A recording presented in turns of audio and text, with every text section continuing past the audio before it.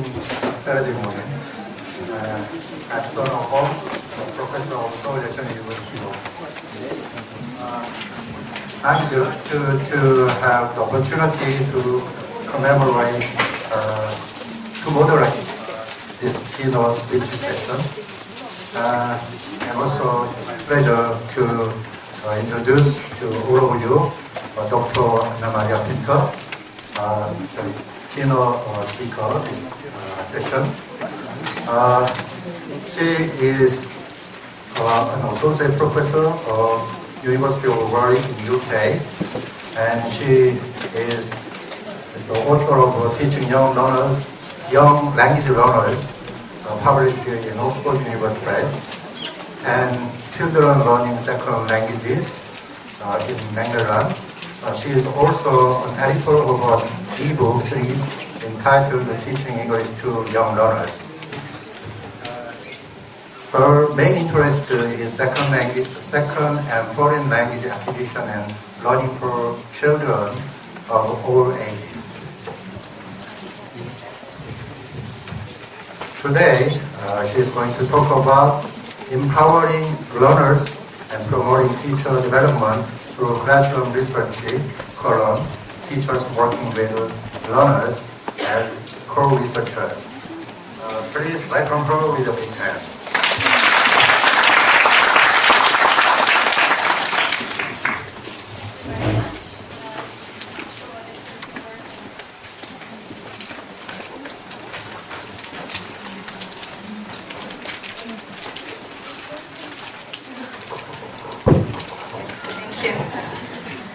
Thank you very much for that lovely introduction.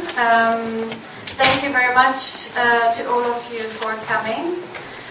Before I start, I'd like to thank formally the KAPEE committee for inviting me. In particular, Dr. No, the president, and Dr. Park, the chair, and Professor An for hosting us.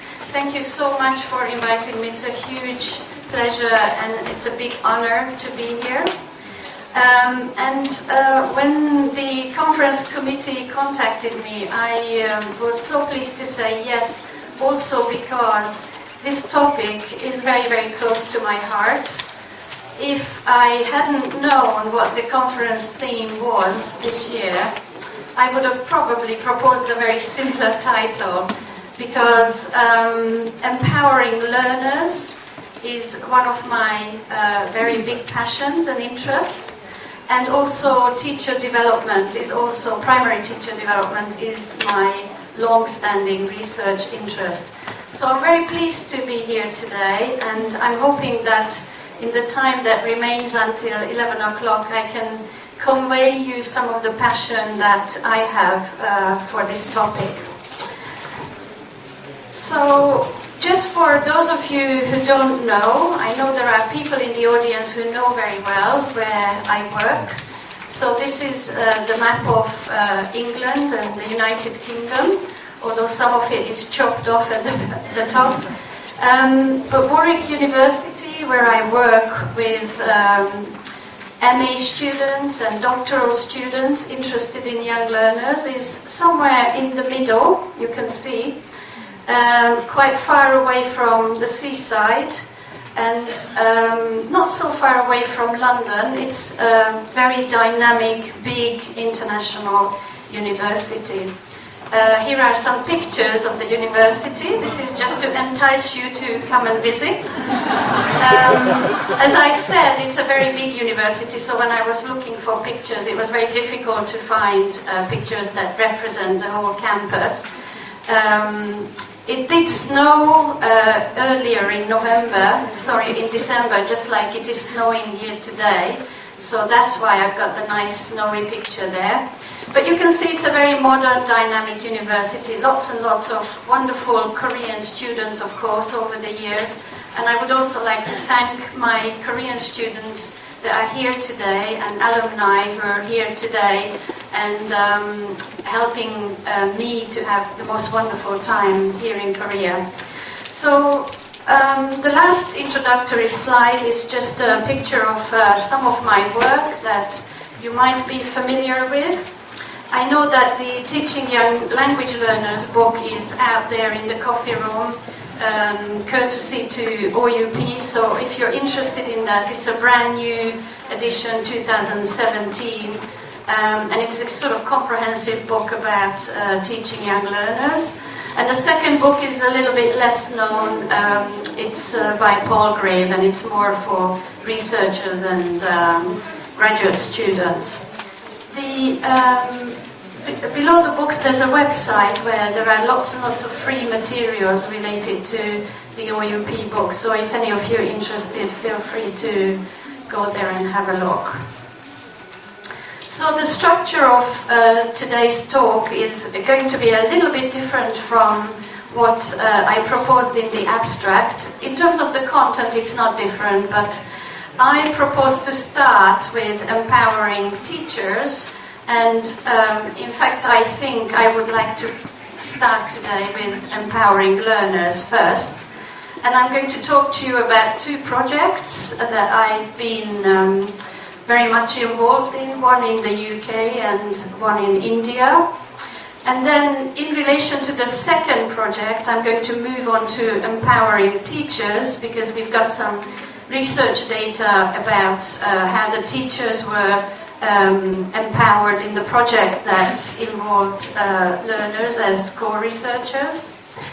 And I'm going to argue that one of the best opportunities for thriving, moving towards excellence is to participate in teacher development, and in particular to do teacher research. I'm also going to try and argue through the data that learner empowerment for me and teacher empowerment go hand in hand, and they feed off each other. And if actually the teacher is empowered, it's very likely that that teacher is going to be motivated to empower learners. And I think it also works the other way around. And finally, I will come to the main theme and look at what excellence actually is, what we understand by excellence. Well, I can only talk about what I understand by excellence in primary ERT, and we'll talk a little bit about how we can move towards excellence. So I'm going to suggest in today's talk that it is possible to get everyone involved in research, and that's a very good way of empowering both learners and teachers. So when we think about the word research, of course most of us associate with a very formal study, usually something that's done in the library. It involves lots of books, lots of suffering, lots of studying, lots of reading and writing, and we think of academic research only. But today I'm going to argue that actually we can talk about research with a small r or research with a capital R. And in fact, in between the two, there's a whole continuum. So you can start researching things with less knowledge about formal research, and you can develop little by little on a continuum towards more and more understanding. And of course the pinnacle of this is the academic research that professors are doing in universities, but even professors are not, they haven't arrived, they don't know everything about research. Hopefully they're still on an onward continuous development path. So if you ask a child in a primary school what is research, do you do research, they will tell you straight away that of course they do. They look up things on Google, and if you think about it, that's a very everyday research activity. We all do that kind of research. We all think, oh, what's the capital city of this, or I wonder who wrote this and this novel, and we just go to Google and find out. So that's very kind of basic everyday understanding of research. However, when we explore things, trying to find answers, and we do this more systematically, we are entering the era of more serious investigation and research.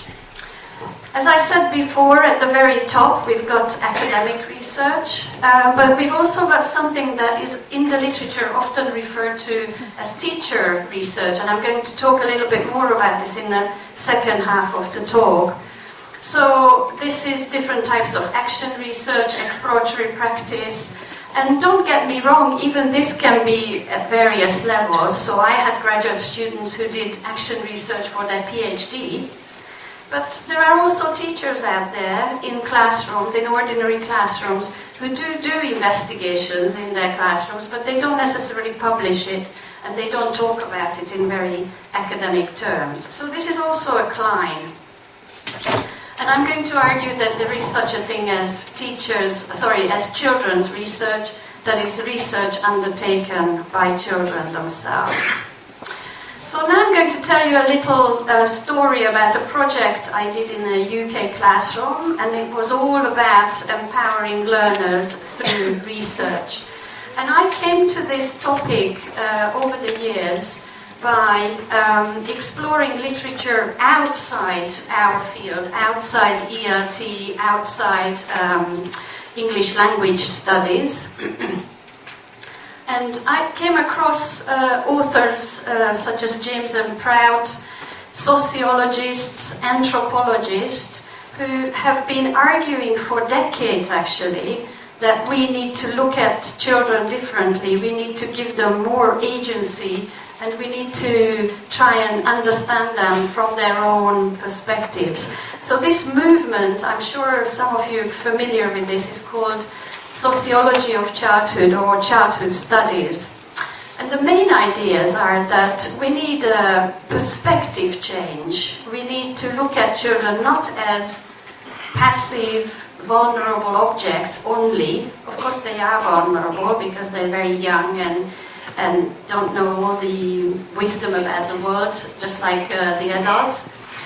But they're more than that. They can also be active and capable subjects rather than just objects. And many people argue that children are experts of their own lives. So if you really want to understand about childhood, it's not enough to read what other adults say about it. It's always a good idea to try and understand it from the children's point of view. Children's perspectives need to be regularly sought, and they need to be acted on and taken seriously. And some of the scholars in this particular area of study have been arguing for a long time that children should and can become very competent co-researchers and even researchers in their own right. So this is a very easy to look at diagram, which was originally developed by a professor at Open University, Mary Kellett, which summarizes children's different roles in research. So the majority of the research is the first category, research on children. So this means that we look at children as a huge mass, and we're interested in what they can achieve in terms of trends and patterns. So we look at all 7-year-olds or all 5-year-olds, or we look at national statistics about what a 10-year-old can do in Korea in English, probably something like that.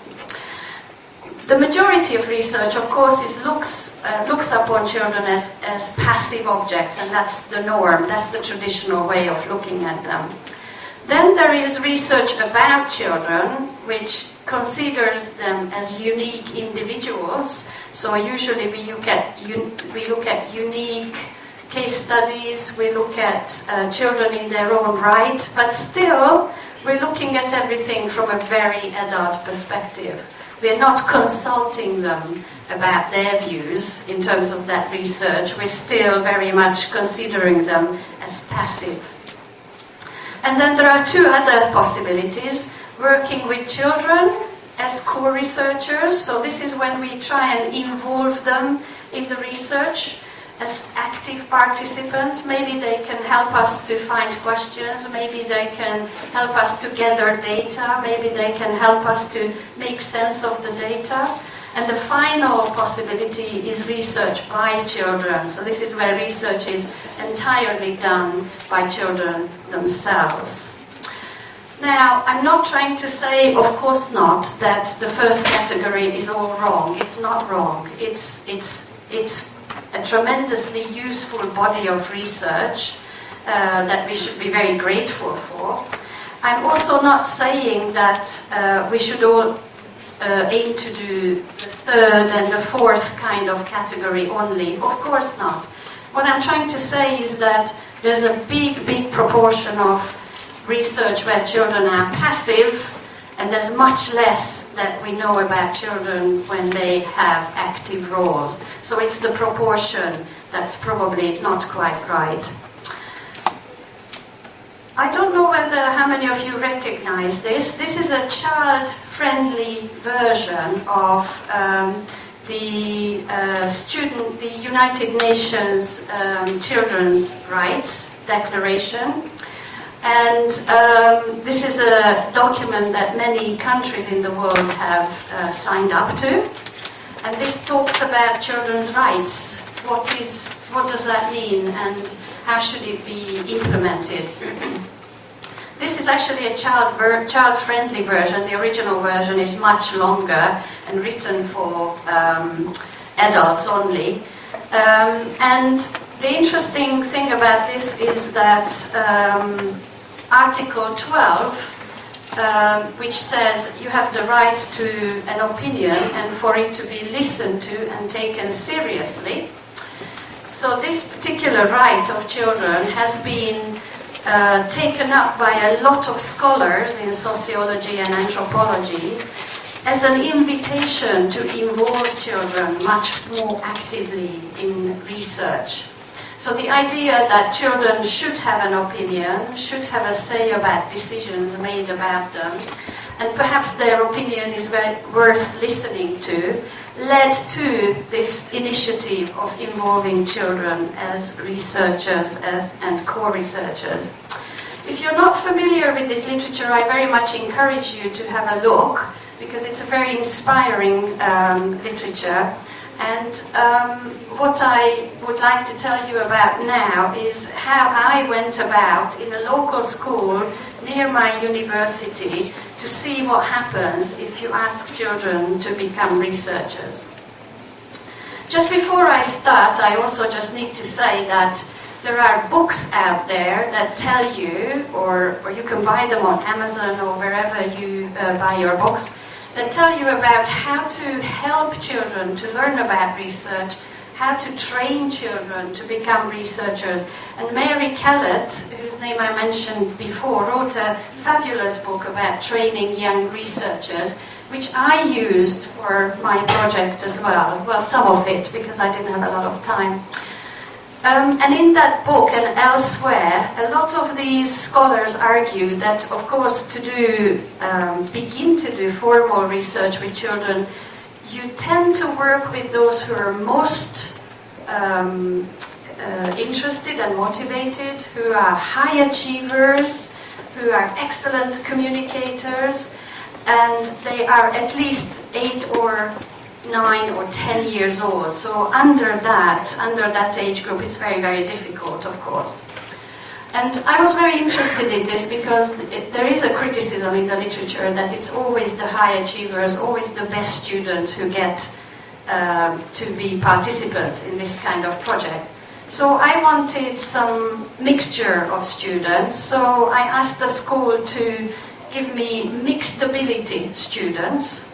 So mixed ability means that actually there was someone in my group with serious learning difficulties.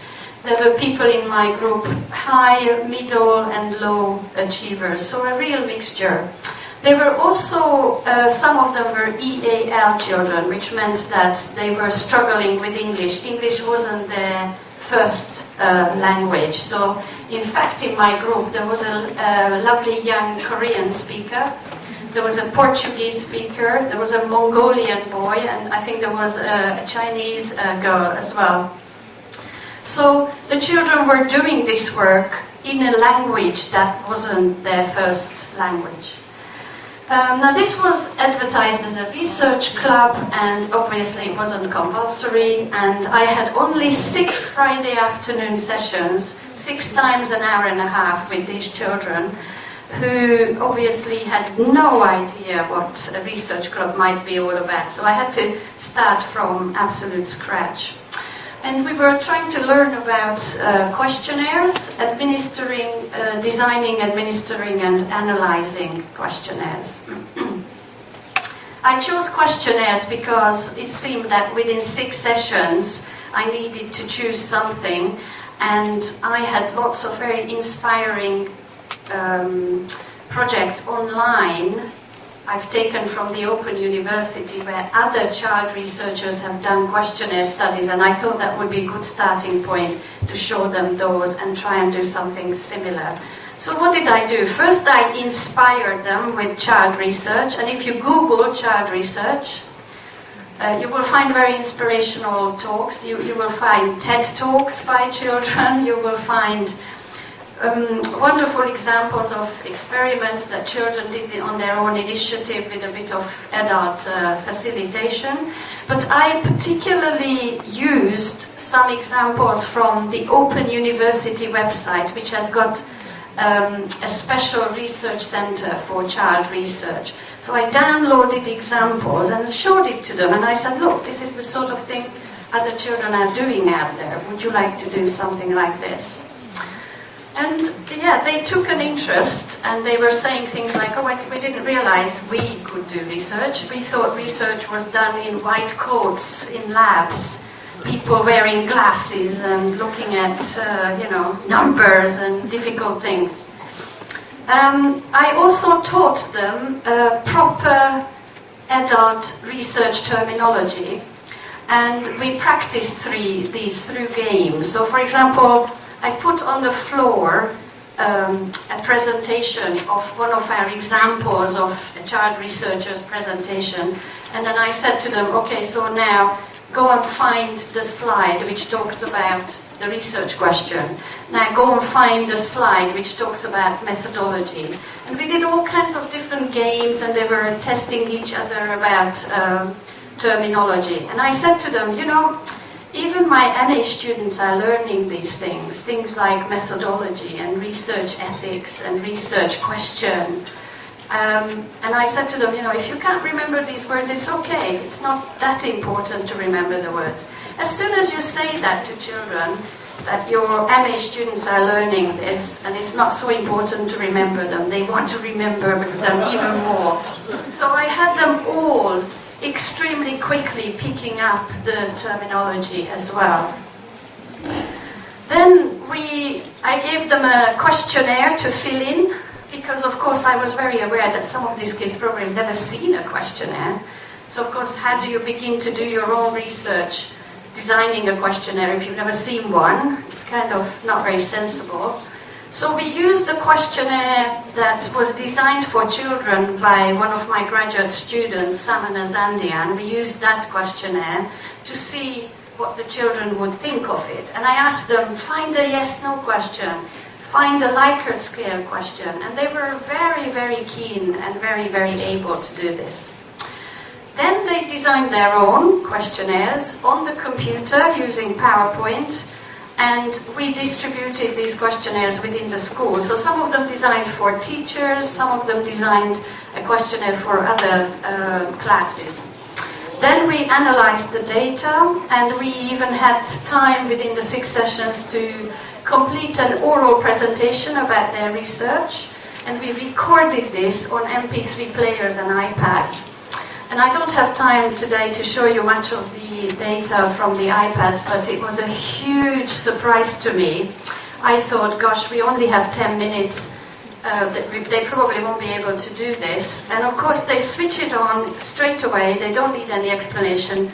And some of them re-practiced and rehearsed 4 or 5 different versions of their final presentation within 10 minutes. And I thought, gosh, what a marvelous, purposeful, motivated language practice. Because how many times in a normal class we say to them, well, do it again, it's not quite right.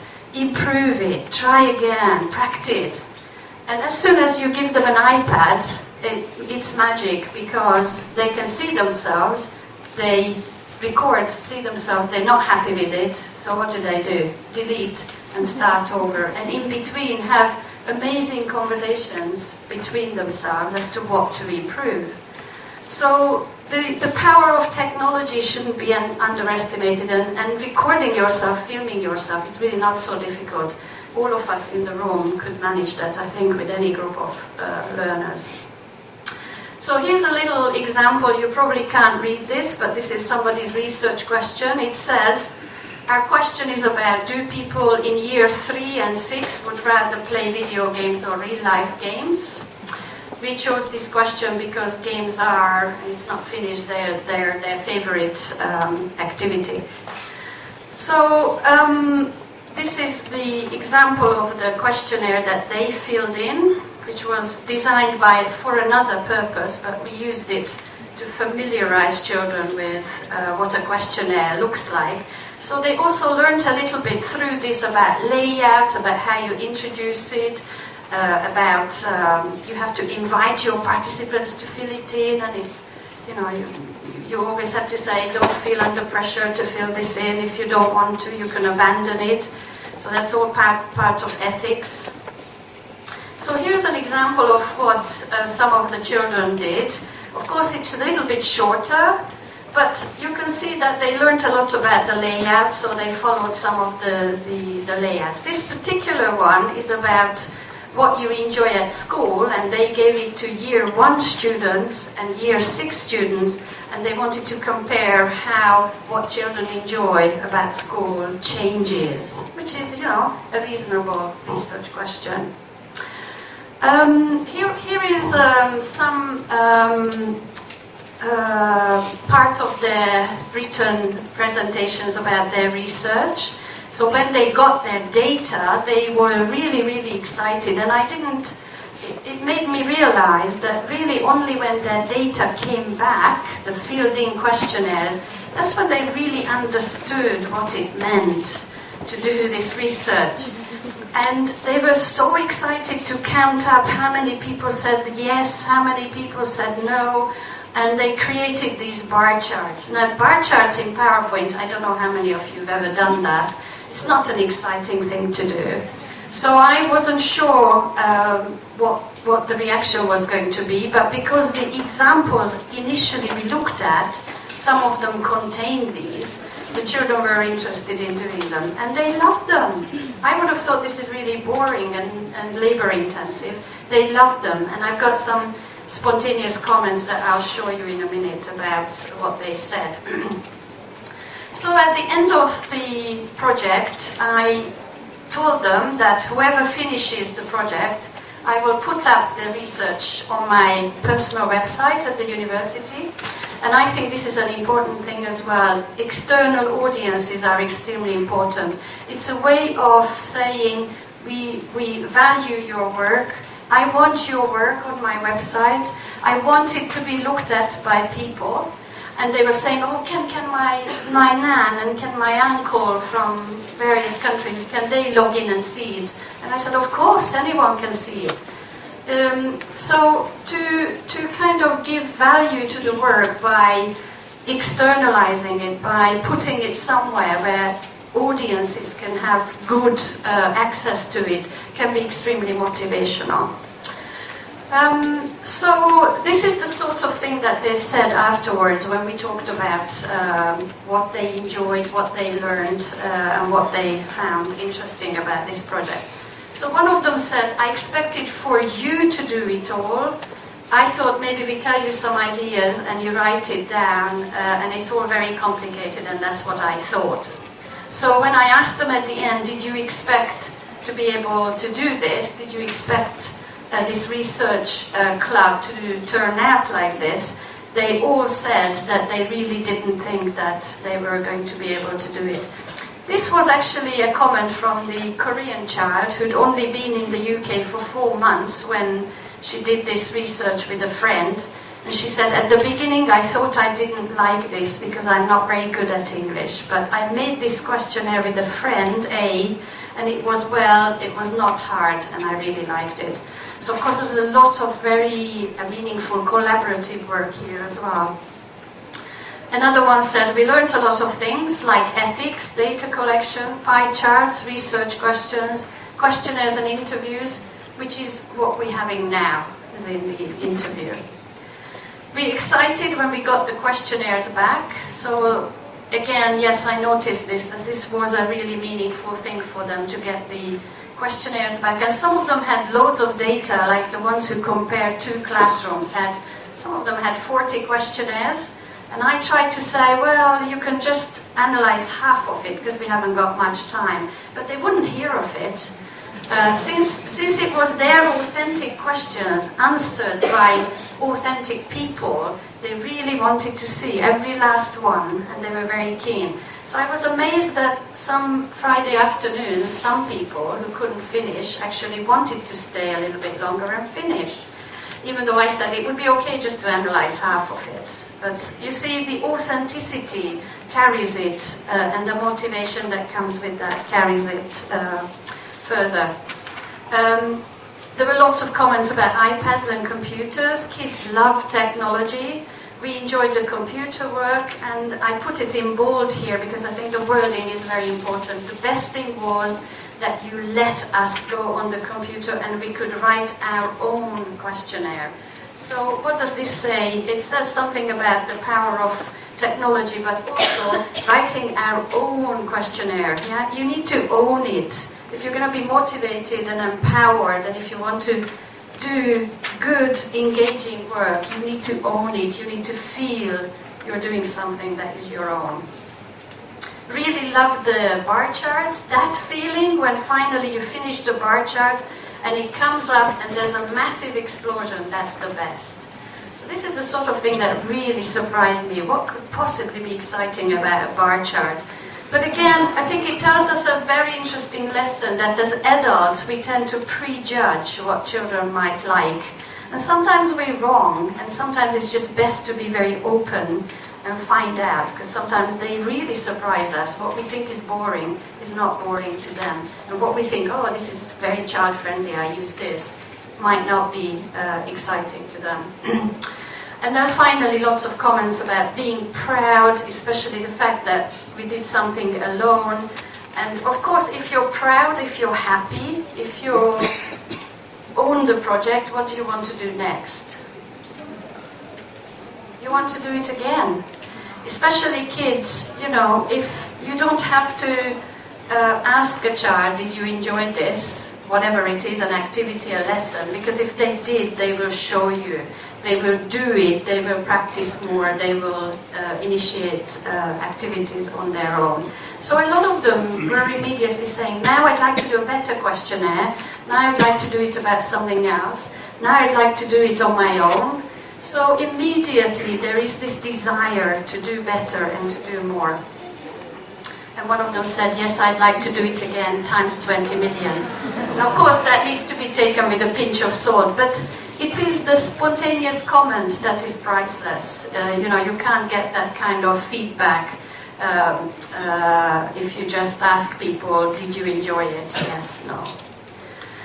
Okay, so this is my little project, and I do believe when I talk about the benefits for learners, I do believe there are numerous benefits in doing work like this. And I do think that this also resonates with what we call 21st century skills.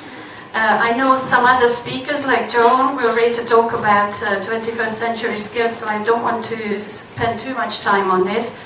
But it is all around us, everyone's talking about 21st century skills, which of course involves a lot of different skills. But for primary, certainly in the UK, certainly in the work I've been doing, for example, Oxford University Press, there seems to be an understanding that for primary, within English, we should cultivate 4 things, 4 C's. And they're very easy to remember because they all begin with a C. So that is collaboration, communication, creativity, and critical thinking.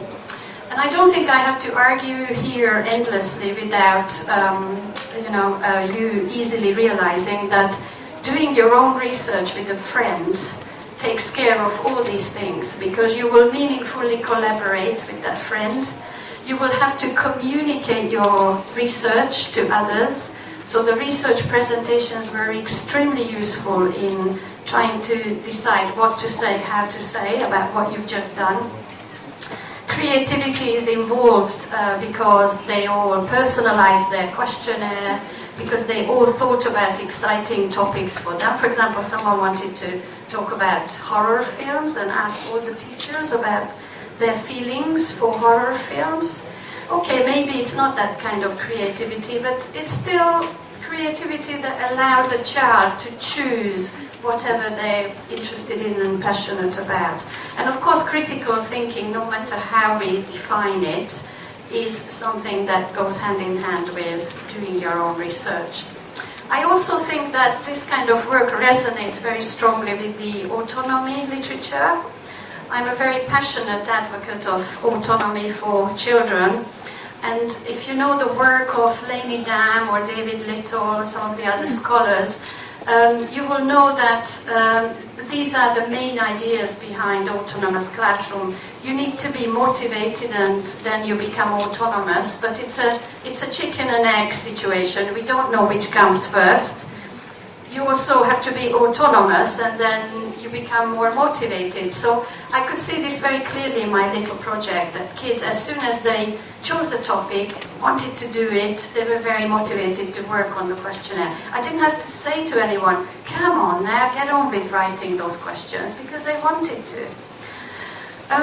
The power of choice is important, and it is also important when you're doing your research. The power of groups. Even though you're autonomous, it's never an isolated role, is it? You're always talking to others. In fact, you become interested and motivated to do something because your friends are doing it. So some of the kids were observing each other's topics and saying, oh yeah, next time I'd like to do something like that, or combine my interest with something like that. Have I got 1 minute? Can't be. Well, I'm going to have to just take a little longer. Okay, so my second project, which I don't have time for, even though I did, I think, lose more than 1 minute at the beginning. My second project is with children as co-researchers, and in this one we worked with teachers, 25 teachers and more than 800 children, and we encouraged the teachers to work with children as co-researchers. And so we had face-to-face workshops where we shared ideas and we shared experiences of how we work with children. And so basically learners were encouraged to make choices and attend conferences with us, and they were encouraged to progress on this continuum to become researchers. So I'll skip some of these examples because I don't have time. But for example, in some classrooms the children decided to work with English books, established a book corner. They chose books to read. They volunteered then telling stories to each other in class. And then they also designed a questionnaire and explored what was learned from the project. So this last part is the research part. The previous part is not really co-researchers, it's just sensible, child-centered teaching. But this additional part of encouraging people to reflect on what happened and do a little bit of investigation into what happened. That's the bit, that's the research. Okay, so this is the British Council publication that we published, which you can freely download. And there's also a handbook with ideas. I believe I can leave these PowerPoints so people can take note of them later, or if you contact me, I can also send these links to you. So there were 3 layers of research in this project: children as researchers, teachers as researchers, and us facilitators looking into teachers' development. And the interesting thing was that because teachers were encouraged to include the children more actively, I think the combination of doing action research and the topic of the project had a very interesting outcome. So a lot of teachers changed their views about teaching and learning. They began to see themselves as learners, and they began to see their learners also as people who had something to offer. I won't read these out, but you get a flavor of what sort of things they said. The change reported in learners was also very strongly coming across. So they don't accept anything ready-made, they become more proficient, they become more eager to participate. And this is very important. The teacher's understanding of research in teacher research improves. So reading articles, discussing things together, then going back into the classroom, trying things out is a very powerful engine of development. And somebody said, now I feel I have got words to my expression, and I love this quote, because it means I can now actually stand up in a conference and talk convincingly about my classroom, thanks to the research and the discussion and the reading we've done together. Then there were lots of comments about the learning community, so teachers will get better and will develop when there's a strong, supportive, non-hierarchical community around them. So it's no good telling teacher, this is right, this is wrong, and I'm the authority, I'm telling you what to do. That doesn't seem to work so well. It's much better when you work on an even basis. So we all come together, we find comfort here. It gives me the motivation to speak out and participate. Also, good bond between teachers and learners, so the relationship improves as well. This is probably very specific to India, and I won't talk about it, but this one's worth mentioning. So if you've got a very under-resourced classroom, which in India a lot of teachers have, they often see this as a big obstacle. But actually, they realize through giving more agency to children that this becomes less of an obstacle. Okay, so I would like to just conclude. What is excellence in primary? Well, depends how you measure it. I think we tend to measure it with standardized tests. Do our children do really well compared to others? We tend to prefer big data. And I think this might be problematic. A lot of countries who do have very, very sophisticated standardization don't necessarily do so well. Another issue is, what do we teach in primary? What is the content? What should the content be? How can the content grow with the child? How much time is needed? We all know that in 1 hour or 2 hours a week we can't achieve very much. There's also the problem with being public and private together, and teacher demotivation. And I think the opportunities lie in using very exciting opportunities by the internet. And the main opportunity, I think, is in teacher education, teacher research, watching teacher satisfaction and teacher well-being. If the teacher is not well, not happy, not satisfied, none of the learners will be. So in conclusion, I think learner empowerment and teacher empowerment feed off each other. Teachers undertake classroom research where they involve learners, everyone will benefit. And I think no matter where you are, what your circumstances are, you can incorporate some classroom research, and you also can give children a little bit or some more agency one way or another. And I know there's school-based regional or national policies that restrict us, but I do believe individual teachers have the power to change so much. So I would like to end on this note. I would like to invite you all to think about your own classrooms, your own situations, and be inspired to change a little bit towards bringing a bit more excellence into your classroom. So thank you so much. The references are here in addition to the ones that are in the book. I I need to just quickly acknowledge all the children, the schools, my colleagues who've helped me with my projects, and here's my email address if anyone missed something and you would like to ask me. Sorry about the time, but I do think I lost a little bit of time at the beginning, so sorry about that. Enjoy your coffee break. Thank you very much.